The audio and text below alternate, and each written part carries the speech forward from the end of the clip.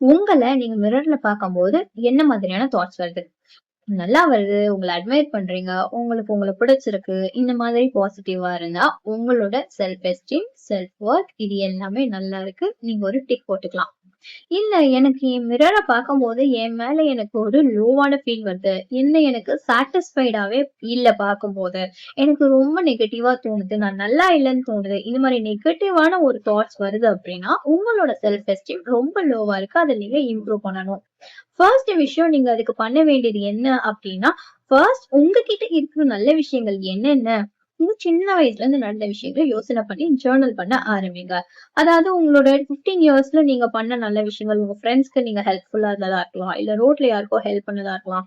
உங்கள நீங்க அட்மையர் பண்ண சில விஷயங்கள் நம்ம மறந்து போயிருப்போம். லைஃப்ல அடுத்த ஃபேஸ்க்கு வரும்போது, அதெல்லாம் ஞாபகப்படுத்தி ஒரு நோட்ல எழுத ஆரம்பிங்க.